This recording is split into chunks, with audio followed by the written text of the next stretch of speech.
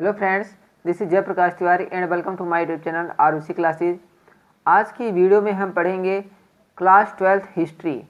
Class 12th इतिहास के जो चैप्टर 2 हैं, राजा, किसान और नगर, आरंभिक राज्य और अर्थव्यवस्था। इस चैप्टर के जो भी अति लघु उत्तरीय प्रश्न बनते हैं लगभग 24 हैं, हम इस वीडियो में डिस्कस करेंगे। तो आइए फ्रेंड्स, अपने वीडियो को हम शुरू करते हैं। सभी प्रश्न जो है एग्जाम की दृष्टि से बहुत महत्वपूर्ण रहेंगे और पूर्व में आए हुए भी हैं।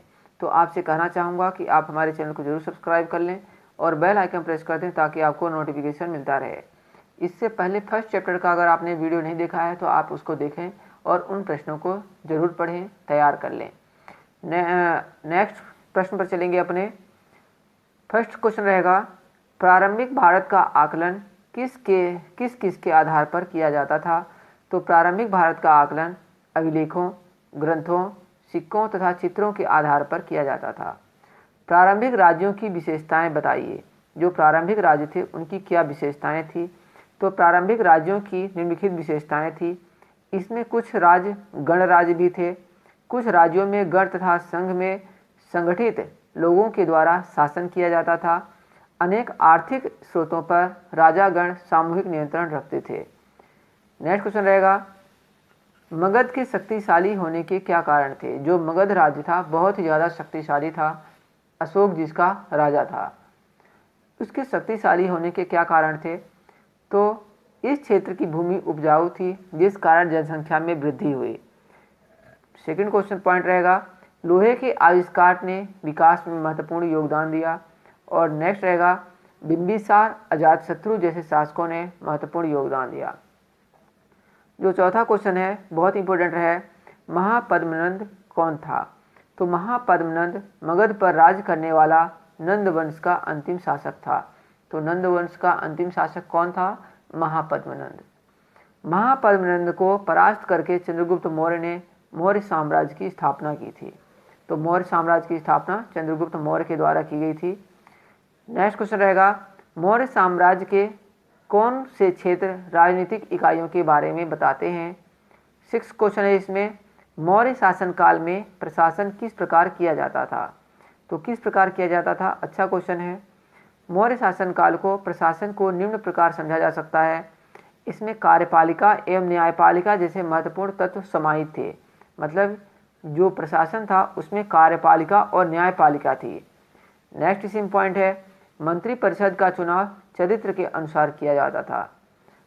प्रांतपति को कुमार तथा आर्यपुत्र कहते थे और प्रांतों का विभाजन मंडलों में किया गया था। जो नेक्स्ट क्वेश्चन देख रहे हैं, मेगस्थनीज कौन था? इस चैप्टर का मोस्ट इंपोर्टेंट क्वेश्चन में से आएगा ये। मेगस्थनीज कौन था?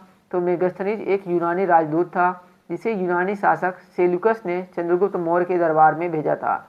इसकी महत्वपूर्ण पुस्तक का नाम इंडिका है। तो जो चंद्रगुप्त मौर्य के दरबार में आया था, एक दूत आया था जिसका नाम था मेगस्थनीज।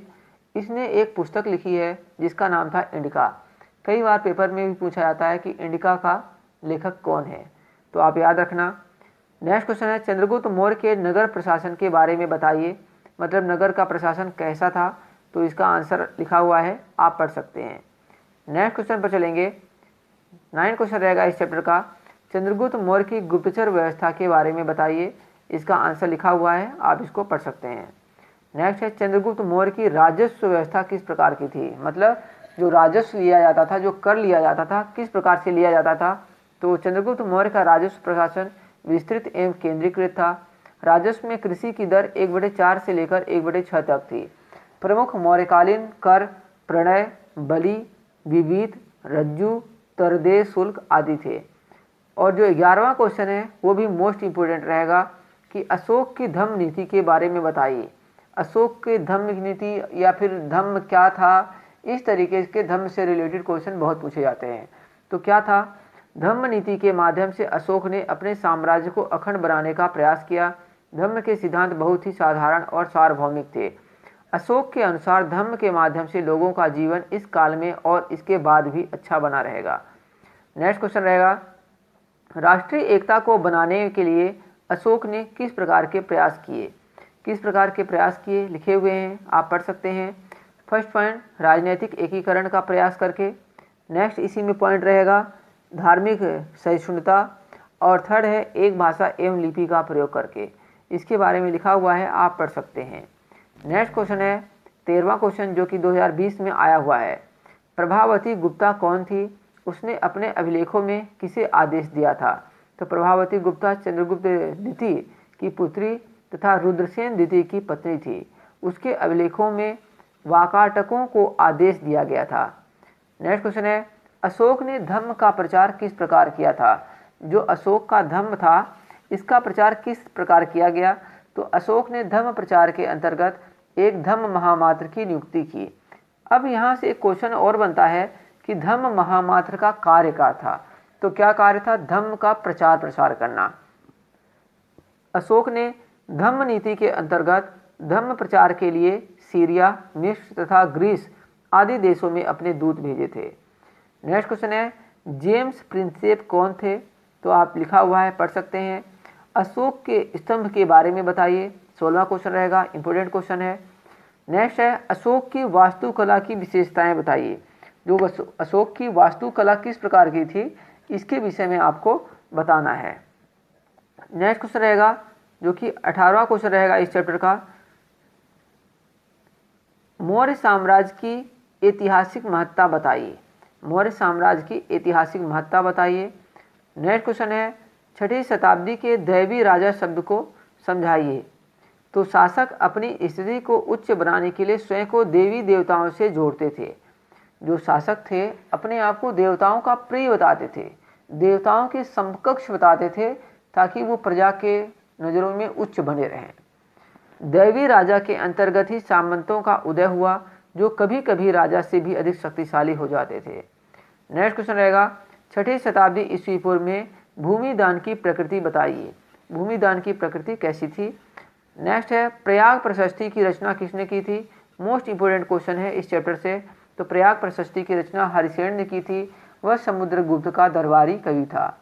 नेक्स्ट क्वेश्चन है प्राचीन काल के देशी व्यापार को समझाइए। नेक्स्ट है 23 क्वेश्चन, सिक्के तथा अभिलेख इतिहास अध्ययन में किस प्रकार सहायक होते हैं? अच्छा क्वेश्चन है। तो मुद्रा शास्त्रियों ने सिक्कों पर उत्कीर्ण चित्रों, चिन्हों तथा राजवंशों के प्रतीकों को मिलाकर विभिन्न शासकों की जानकारी दी। अभिलेखों के द्वारा काल तथा समय की सटीक जानकारी प्राप्त होती है। अभिलेखों के अंतर्गत उन लोगों की उपलब्धियों या विचार लिखे जाते थे जो इसका निर्माण करवाते थे। ये पत्थर अथवा धातु जैसे अपेक्षाकृत कठोर सतहों पर उत्कीर्ण किए जाते थे। नेक्स्ट है संगम ग्रंथ क्या था? तो संगम ग्रंथ तमिल भाषा में के ग्रंथ हैं। इसके द्वारा तमिल देश के सरदारों यथा चेर, चोल तथा पांड्य के विषय में जानकारी प्राप्त होती है। तो संगम ग्रंथ ये थे। तो फ्रेंड्स ये थे इस चैप्टर के कुछ सिलेक्टेड क्वेश्चंस, जो भी 20-22 हैं, सभी इम्पोर्टेंट हैं, आपके एग्जाम में अक्सर पूछे जाते हैं इनसे। तो फ्रेंड्स आप इनको ज़रूर तैयार कर लें, और अगर आपने पिछला वीडियो नहीं देखा है तो उसको भी देख लें, और नेक्स्ट वीडियो के लिए हमारे चैनल को सब्सक्राइब कर लें और बेल आइकन प्रेस कर दें, ताकि आपको आगे भी नोटिफिकेशन मिल सके। Okay friends, thank you for watching this video. मिलेंगे नेक्स्ट वीडियो में।